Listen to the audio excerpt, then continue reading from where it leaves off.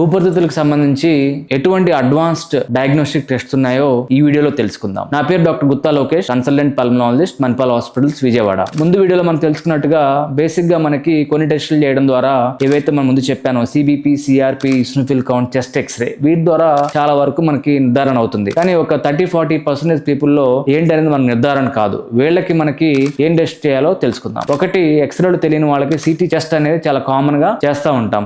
City chest చేయడం ద్వారా వీళ్ళకి లోపల మనకి లంగ్ ప్యారంకేమా అంటే లంగ్స్ ఎలా ఉన్నాయి, లోపల ఇన్ఫెక్షన్ ఉందా, లేకపోతే క్యాన్సర్ ఉందా, లేకపోతే ఏదైనా ఫైబ్రోసిస్ అంటే స్కారింగ్ ఉందా, ఇట్లాంటివి అనేది కొంతవరకు తెలుస్తుంది. సో అట్లా తెలిసినప్పుడు అది నిర్ధారణ చేయాలి. అది ఇన్ఫెక్షన్ అయితే మనకి అది స్ఫోటం ద్వారా చేస్తాము, అంటే కళ్ళ పరీక్ష ద్వారా నిర్ధారణ చేస్తాం. కళ్ళ పరీక్షలో నిర్ధారణ అవ్వకపోతే వీళ్ళకి బ్రాంకోస్కోపీ ద్వారా నోట్లో చిన్న కెమెరా ద్వారా లోపలికి పైప్ ద్వారా వేసి ఈ బ్రాంకోస్కోపీ ద్వారా నిర్ధారణ చేయడం జరుగుతుంది. కొంతమందికి ఈ బ్రాంకోస్కోపీలో కూడా తెలియకపోవచ్చు. వాళ్ళకి ఎండోబ్రాంకిల్ అల్ట్రాసౌండ్ అంటాం, ఈ బస్ అంటాం, అంటే లంగ్స్ లోపల అల్ట్రాసౌండ్ ద్వారా స్కాన్ చేసి అందులో ఒకవేళ చిన్న గడ్డలు కానీ ఏమైనా ఉన్నట్లయితే వాటిని బయాప్సీ ద్వారా నిర్ధారణ చేయడం జరుగుతుంది. ఇది కాకుండా ఇంకా మనకి రిజిడ్ బ్రాంకోస్కోపీ, థొరకోస్కోపీ, ఇట్లా రేడియల్ ఈ బస్, ఇట్లాంటి చాలా పరికరాలు అనేవి అందుబాటులో ఉన్నాయి. ఎప్పుడైతే మనకి బేసిక్ టెస్ట్ లో కనుక మనకి నిర్ధారణ కాదో ఆ నెక్స్ట్ లెవెల్ ఆఫ్ టెస్ట్ కి వెళ్లాల్సిన అవసరం ఎంతైనా ఉంటుంది. ఎందుకంటే మనకి కరెక్ట్ డయాగ్నోసిస్ తెలియకపోతే ట్రీట్మెంట్ మనం కరెక్ట్ గా చేయలేము. దాని ద్వారా డిలే అయ్యి మనకి లంగ్స్ డ్యామేజ్ అయ్యే అవకాశం ఉంటుంది. కాబట్టి వీటిని ఎర్లీగా మనం డయాగ్నోస్ చేసుకుంటే త్వరగా క్యూర్ చేసుకునే అవకాశం ఉంటుంది. Thank you.